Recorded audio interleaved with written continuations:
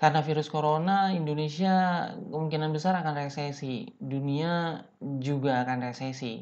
Itu artinya akan ada gelombang pemecatan baik di Indonesia maupun negara-negara lain. Dan yang teman-teman lihat di video ini baru permulaan aja.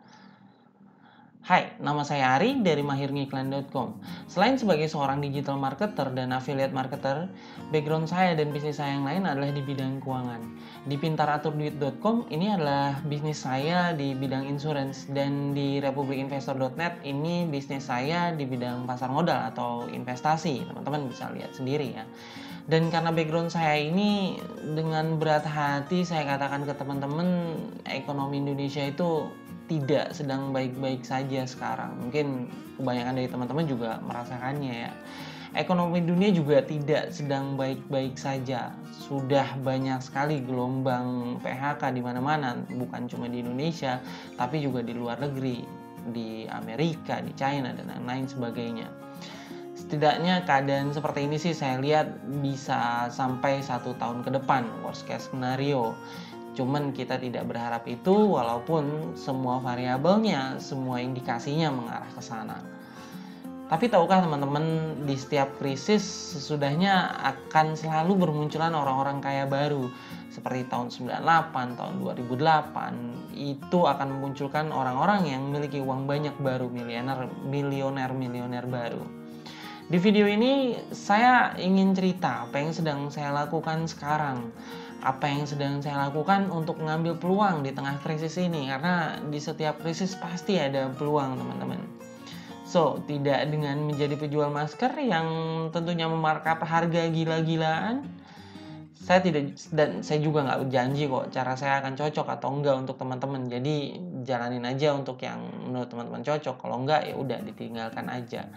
Tapi setidaknya siapapun teman-teman saat ini harus mempersiapkan dunia baru setelah krisis corona sirna. Karena saat ini pilihannya hanyalah terbang atau menghilang.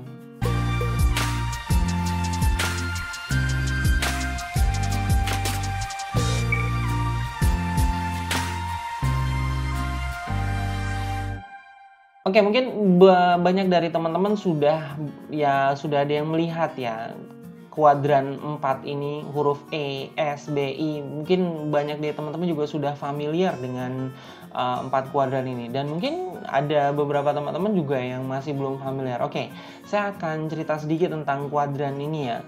E itu adalah employee. Employee ini adalah karyawan seperti pada umumnya. Orang-orang yang ada di sini mereka memiliki pekerjaan, kemudian dibayar setiap bulannya. Oh ya, cash flow kuadran ini maksudnya adalah sumber penghasilan dari seseorang itu dari mana. Jadi diklasifikasikan berdasarkan 4 ini. Sementara untuk yang S itu adalah self-employed. Self-employed ini seperti profesional, misalnya agen asuransi atau dokter. Mereka dibayar karena jasa yang mereka berikan, guru privat misalnya. Atau yang B ini dia businessman. Jadi kalau misalnya bilang UMKM memiliki bisnis, itu belum masuk di B, tapi masih masuk di S. Karena di B ini adalah sistemnya sudah berjalan, sistem bisnisnya. Jadi walaupun bisnisnya ditinggal, itu perusahaannya bukan makin kecil tapi makin besar. Contohnya perusahaan-perusahaan Microsoft atau perusahaan-perusahaan Apple atau perusahaan-perusahaan Tokopedia yang walaupun ownernya udah nggak ada di sana, perusahaannya masih tetap berjalan karena sistemnya sudah jadi atau sudah bergerak sendiri.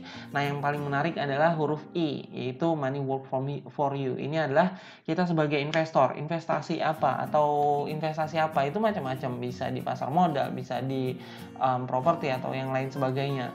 Jadi benar-benar uang itu bekerja untuk orang tersebut.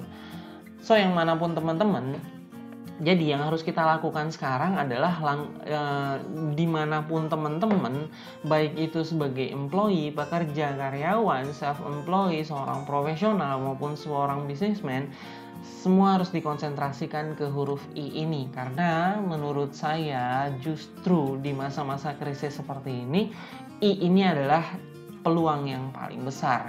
Dan kebanyakan orang-orang yang sukses, yang lolos, yang akhirnya menjadi milioner pada di krisis-krisis tahun 98 dan di 2008, mereka adalah seorang I sejati. Jadi gimana nih caranya? Nah, inilah yang saya lakukan sih, yang saat ini saya lakukan. Langkah pertama, temukan sumber penghasilan tambahan, apapun itu, tentunya yang halal ya. Tentukan sumber penghasilan tambahan. Nah, sekarang kan kita lagi banyak berjibaku di dunia online, maka ya udah fokusnya di dunia online aja. Banyak kok kesempatan-kesempatan teman-teman untuk mendapatkan sumber penghasilan tambahan di dunia online kalau misalnya memang kita mau mencari dan mau belajar. Yang tanpa modal atau modal yang kecil, teman-teman bisa jalanin affiliate marketing. Di affiliate marketing, contohnya misalnya teman-teman bisa mendaftar di ratakan.com untuk yang lokal, atau untuk yang di luar negeri, teman-teman bisa searching-searching tentang Gvizo, kemudian juga tentang ClickBank, kemudian juga ClickFold, banyak sekali marketplace affiliate marketing. Atau affiliate marketing yang lain, kalau misalnya memang ingin belajar di Tokopedia pun menyediakan affiliate marketing, yaitu Tokopedia by Me.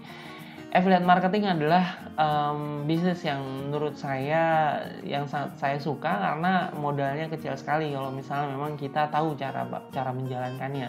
Atau misalnya teman-teman juga bisa cari sumber tambahan lain di print on demand. Contoh yang paling menarik dari bisnis print on demand-nya adalah Rico Huang. Mungkin teman-teman bisa cari ya siapa beliau. Beliau bisnisnya udah oke banget untuk print on demand. Untuk mendaftar ke programnya beliau itu cukup murah, kisaran 500.000 dengan potensi penghasilan mungkin sekitar 1 bulan itu udah bisa BEP atau break even point. Dia pun menyediakan e-course-nya atau tim-timnya yang akan membimbing teman-teman langkah per langkah, tinggal teman-teman mau atau enggak aja. Atau mungkin teman-teman bisa jalanin juga microtasking. Microtasking ini kayak kita ngerjain job-job atau project-project kecil untuk suatu perusahaan. Contoh yang paling menarik dari microtasking ini mungkin bisa dilihat, mungkin bisa di remotas.com, kemudian juga di clickworkers.com, kemudian juga banyak lah untuk microtasking ini, yang diantara mereka memiliki kelebihan dan kekurangan masing-masing.